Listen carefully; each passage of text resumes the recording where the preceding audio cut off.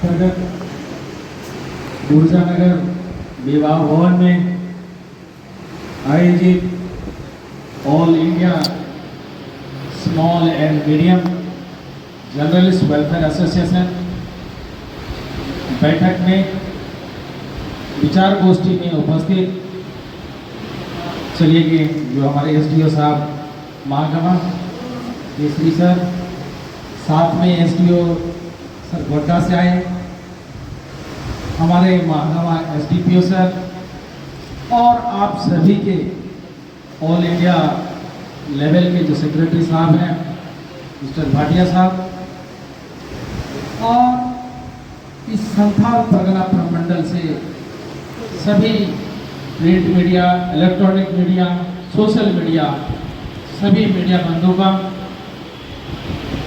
महागमा ऊर्जानगर में हार्दिक अभिनंदन है, स्वागत है। मैं विशेषकर अभय भैया को धन्यवाद देना चाहता हूँ कि इस छोटी सी जगह में इतनी बड़ी कार्यक्रम आयोजित कर दिया। ये हमारा सौभाग्य है कि आप जैसे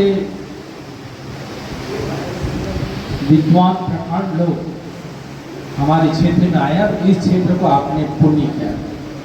कहावत है, जहां ना जाए रवि वहां जाए कवि। सो आपकी लेखनी में आजकल तो मैं कहता हूं वर्तनी में या बोली में भी इतनी ताकत रहती है कि वैसे लोगों को भी आप लोग झकझोर कर देते हैं। मुझे याद है 1984 इंदिरा गांधी की जो हत्या हुई, ऑल इंडिया रेडियो में न्यूज सुने थे। उस दिन भारत और ऑस्ट्रेलिया की मैच हो रही थी और 1 रन से इंडिया हारा। उस मैच को साइड करके ये सुनाया गया था। हमें याद है भारत की पत्रकारिता पर उतना विश्वास नहीं थी। हम लोग सुनते थे बीबीसी लंदन, सफी नबी जामे की वो द्रुत गति की आवाज, पापा शाम में 7 बजे वो मर्फी रेडियो लेकर के बैठे रहते थे। हम लोग टकटकी लगा करके सुनते थे कि क्या है समाचार। और आज 2026 एक माननीय सदस्य लोकसभा में आंख मारते दुनिया कैद कर लेती है। सूचना का तंत्र कितना फास्ट हो गया।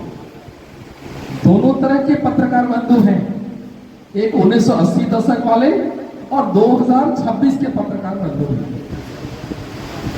अभी बहुत नई पीढ़ी को सीखने का समय है, पुरानी पीढ़ी को भी अपडेट होना पड़ता है।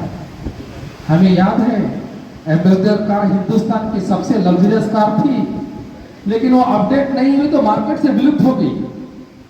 एचएमटी मशीन जो घड़ी इंडिया में टूटी चलती थी, वो भी अपडेट नहीं हुई तो वो घड़ी भी विलुप्त हो गई।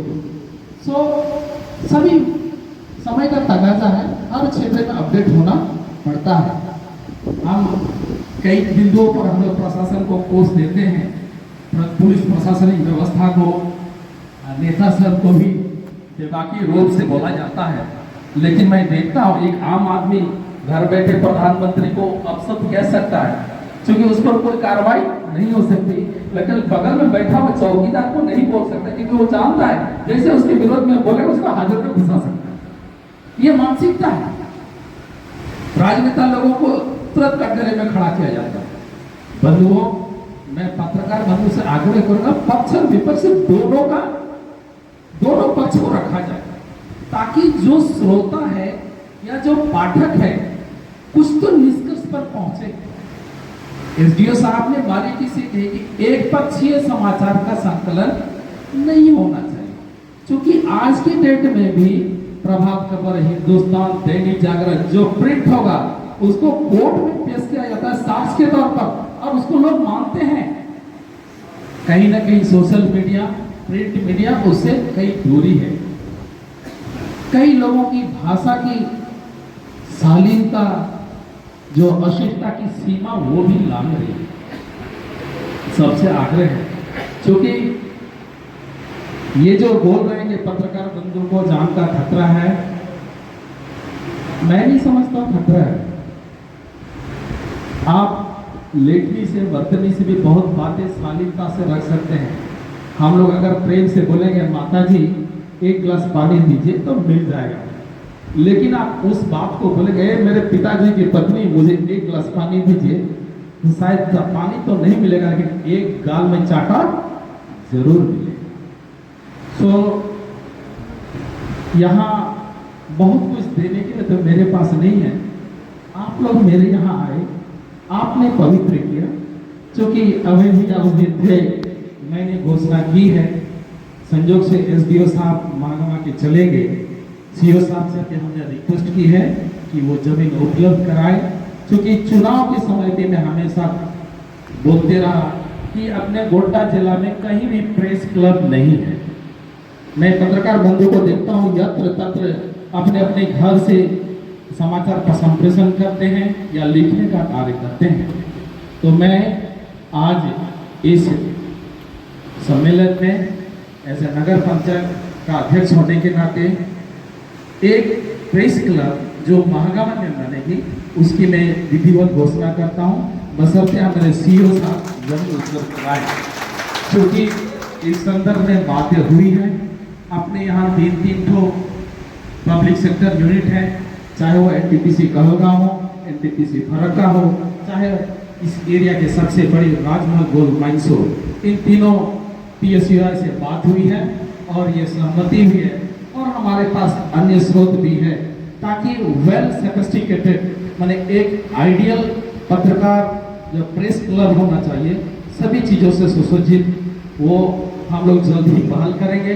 लेकिन आप लोगों से विशेष आग्रह है, एक रिक्वेस्ट चिट्ठी हमें भी दे दे ताकि आपको जरूरत है, क्योंकि पहल हम किए हैं लेकिन प्रेस बंधु ने कभी पहल नहीं की, किसी ने भी हमें नहीं मांगा है। लेकिन चुनाव के पूर्व से मैं कहता रहा कि मैं महागांव में एक प्रेस क्लब की स्थापना करवा दूंगा और अपने खर्चे पर। तो मैं पुनः आग्रह करूंगा कि आप अपने ऑर्गेनाइजर के माध्यम से एक रिक्वेस्ट चिट्ठी दें ताकि हम लोग उस पर अग्रतर कार्रवाई कर सके। मैं आप सभी का जीवन क्योंकि बहुत कष्टमय है, मैं जानता हूँ, बहुत स्ट्रगल लाइफ हम लोग देखे हैं। शंभू सर का हम लोग ने देखा है, वो लाइफ का वो डार्क एस्पेक्ट वो चले गए थे। संजोग से अभी तो कहीं और है, लेकिन सर आप लोगों से विशेष रिक्वेस्ट है, क्योंकि इस इलाके में एसके यूनिवर्सिटी है और उसमें पता नहीं हमको एग्जैक्टली आइडिया नहीं है मास कम्युनिकेशन सोशल मीडिया ये चैप्टर इंक्लूड है कि नहीं, लोकल में हमारे स्टूडेंट्स पढ़ पाते हैं कि नहीं, ये आइडिया नहीं है। तो चूंकि आप लोग उसमें जो मेंबर हैं, आप लोगों से रिक्वेस्ट है कि इस इलाके में भी जितने यूनिवर्सिटी से जो टाइप कॉलेज है इसमें मास कम्युनिकेशन या प्रिंट मीडिया या इलेक्ट्रॉनिक मीडिया के भी कोर्सेज को शामिल किया जाए, ताकि एक नई जनरेशन डेवलप हो सके। इन्हीं चंद शब्दों के साथ बहुत बहुत धन्यवाद। एक बार हम लोग उठ करके इनके लिए स्वागत करें, क्योंकि हम लोगों ने नहीं सोचा, जो इन्होंने हमारे पत्रकार बंधुओं के लिए गोड्डा में सोचे, इसे जोरदार तालियों से हमें स्वागत करनी चाहिए साथियों। और ऐसे नेता हमारे जो झारखंड राज्य में हो, हमारे पत्रकार बंधुओं का 3 गुना लाख 4 गुना वृद्धि होगी, मुझे ऐसा आशा है। धन्यवाद। और हम आपसे पूर्ण आशा करेंगे कि और जुलूस से हम लोग आपसे निवेदन करेंगे कि हम लोग के प्रति ध्यान दें। धन्यवाद जी। मैं हमेशा ध्यान देते रहा हूँ और जब तक मेरी भी संसाधन होगी, मैं खुले तौर पर कह रहा हूँ, सरकार अगर जमीन नहीं देगी, क्योंकि हम लोग अपना जमीन दिया तो एसडीओ ऑफिस बना है, हम लोग अपना जमीन दिया तो संत थॉमस स्कूल बना है, हम लोग अपना जमीन दिया तो इतना ऊर्जा नगर बना है। तो छोटा सा कोना के लिए प्रपोजल अपना जमीन भी दे सकता है अगर सरकारी व्यवस्था नहीं होगी।